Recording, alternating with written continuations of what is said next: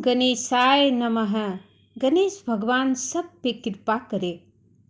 दोस्तों, वट सावित्री का व्रत हिंदू धर्म में बहुत महत्व रखता है।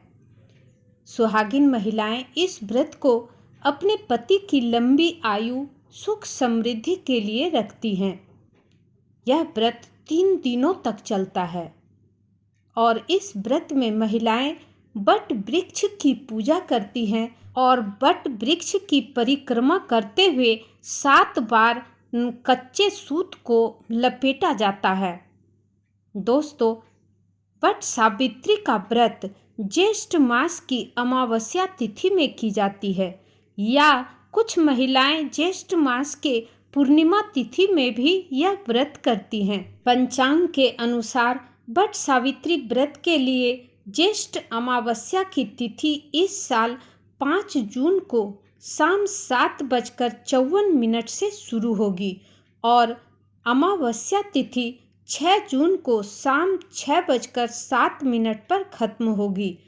उदया तिथि के अनुसार वट सावित्री का व्रत 6 जून दिन गुरुवार को रखा जाएगा।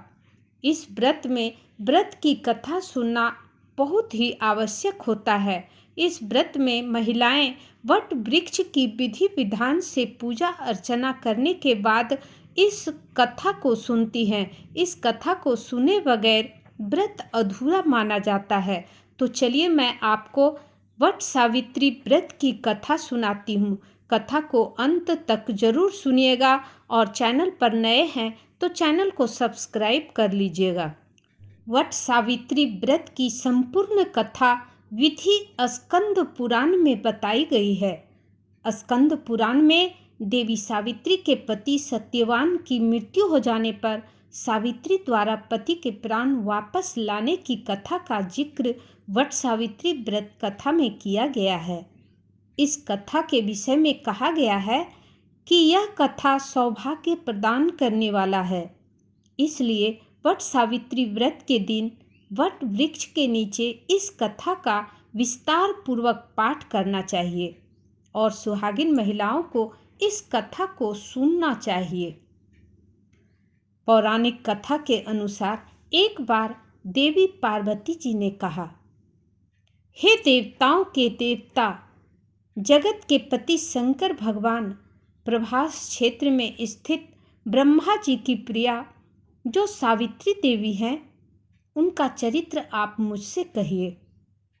जो उनके व्रत का महात्म्य हो और उनके संबंध का इतिहास हो एवं जो स्त्रियों के पतिव्रत्य को देने वाला, सौभाग्यदायक और महान उदय करने वाला हो।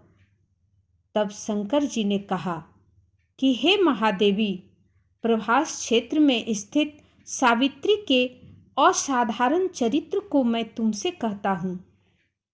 हे माहेश्वरी, सावित्री स्थल नामक स्थान में राजकन्या सावित्री ने जिस प्रकार से उत्तम वट सावित्री व्रत का पालन किया, भद्र देश में एक महात्मा धर्मात्मा राजा राज्य करता था, जो सभी प्राणियों के हित में तत्पर रहता था। उसका नाम अश्वपति था। धर्मात्मा, क्षमाशील, सत्यवादी होने पर भी राजा संतान रहित था, यानी कि राजा को कोई संतान नहीं था। एक समय वह राजा प्रभास क्षेत्र में यात्रा करते हुए सावित्री स्थल पर आ गया। वहां पर राजा ने अपनी रानी के साथ इस व्रत को किया, जो सावित्री व्रत के नाम से प्रसिद्ध सभी प्रकार की कामनाओं को पूर्ण करने वाला है।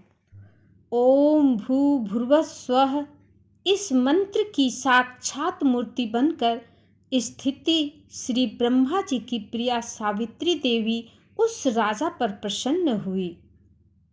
कमंडलू को धारण करने वाली वह सावित्री देवी दर्शन देने के बाद पुनः अदृश्य हो गई। लेकिन देवी के दर्शन के पुण्य से कुछ दिनों बाद राजा अश्वपति के घर देवी के समान रूप वाली कन्या का जन्म हुआ, जो देवी सावित्री के अंश से ही उत्पन्न हुई थी। देवी सावित्री की प्रसन्नता से प्राप्त और सावित्री की पूजा करने के बाद उत्पन्न कन्या का नाम भी सावित्री ही रखा गया। वह राजकन्या देवी लक्ष्मी के समान शोभित होती हुई बढ़ने लगी और धीरे धीरे सुकोमल अंगों वाली वह कन्या यौवनावस्था को प्राप्त हुई। नगरवासी उस कन्या को देखकर यही समझते थे कि वह कोई देव कन्या है। कमल के समान विशाल नेत्रों वाली वह तेज से अग्नि के समान प्रज्वलित होती हुई वह सावित्री महर्षि भृगु द्वारा कहे हुए सावित्री व्रत को करने लगी। लक्ष्मी के समान सुशोभित वह कन्या एक दिन देवी सावित्री की पूजा के बाद पिता के पास खड़ी हो गई। उस समय पुत्री की युवा अवस्था को प्राप्त हुई देखकर राजा ने मंत्रियों से सलाह किया। इसके बाद राजा ने सावित्री से कहा, हे पुत्री, तुम्हें योग्य वर को देने का समय आ गया है। मुझसे कोई तुम्हें मांगने के लिए भी नहीं आता और मैं भी विचार करने पर तुम्हारी आत्मा के अनुरूप वर को नहीं पा रहा हूँ। अतः हे पुत्री, देवताओं के निकट मैं जिस तरह से निंदनीय ना होऊं वैसा तुम करो। मैंने धर्मशास्त्र में पढ़ा है और सुना है कि यदि कोई कन्या पिता के गृह में रहती हुई विवाह के पहले ही जो कन्या रजो धर्म से युक्त हो जाती है उसके पिता को बड़ा पाप लगता है। इसलिए हे पुत्री, मैं तुमको भेज रहा हूँ कि तुम स्वयं ही अपने योग्य वर ढूंढ लो। वृद्ध मंत्रियों के साथ शीघ्र जाओ और मेरी बात को मानो। सावित्री ने कहा, हे पिताजी, आप जैसा कहते हैं वैसा ही होगा। ऐसा कहकर सावित्री घर से निकलकर राज ऋषियों के साथ तपोवन की ओर चल पड़ी और वहां पहुंचकर माननीय वृद्ध जनों को प्रणाम करके सभी तीर्थों और आश्रमों में जाकर पुनः मंत्रियों के साथ सावित्री अपने महल को लौट आई। यहाँ सावित्री ने पिताजी के साथ देवर्षि को बैठे हुए देखा। आसन पर बैठे हुए नारद जी को प्रणाम करके मुस्कुराती हुई जिस कार्य के लिए वन में गई थी सारी बातें कहने लगी। सावित्री बोली, हे नारद जी, साल्व देश में धर्मात्मा ध्रुमसेन नाम के विख्यात एक क्षत्रिय राजा हैं जो दैव योग से नेत्रहीन हो गए हैं। रुक्मिन नामक उनके एक सामंत ने उनसे राजपाट छीन लिया है और वह अपने पुत्र और पत्नी के साथ वन में रह रहे हैं। उनका पुत्र सत्यवादी और धर्मात्मा है। उसे ही मैंने मन में पति रूप में वरण किया है। नारद जी सावित्री के वचनों को सुनकर बोल पड़े, हे राजन, सावित्री ने यह बड़ा कष्टप्रद कार्य कर डाला। बाल बुद्धि होने से इसने केवल गुणवान समझकर सत्यवान को वरण कर लिया। सत्यवान मिट्टी के घोड़े बनाता है और घोड़े का चित्र भी बनाता है। इससे उसे चित्राश्व भी कहते हैं। सत्यवान दान और गुण में रंती देव के शिष्य के समान है। ब्राह्मणों की रक्षा करने वाला और सत्यवादी है। राजा ययाति के समान उदार, चंद्रमा के समान प्रिय लगने वाला, रूप में दूसरे अश्वनी कुमार के समान और ध्रुमसेन के समान बलवान है। लेकिन उसमें केवल एक दोष है, दूसरा कोई नहीं। सत्यवान आज से ठीक 1 वर्ष पर क्षीणायु हो जाने से देह त्याग कर देगा। इस प्रकार नारद जी की बात सुनकर राजकन्या सावित्री ने राजा से कहा, राजा लोग किसी से एक बार कोई बात कहते हैं, ब्रह्मवेत्ता एक ही बार कहते हैं और एक ही बार कन्या दी जाती है। ये तीनों कर्म एक ही बार किए जाते हैं। बार बार नहीं। दीर्घायु हो अथवा अल्पायु, गुणवान हो अथवा निर्गुण, वर तो एक ही बार वरण किया जाता है। मैंने वह वर वरण कर लिया है, अब दूसरे वर को वरण नहीं करूंगी।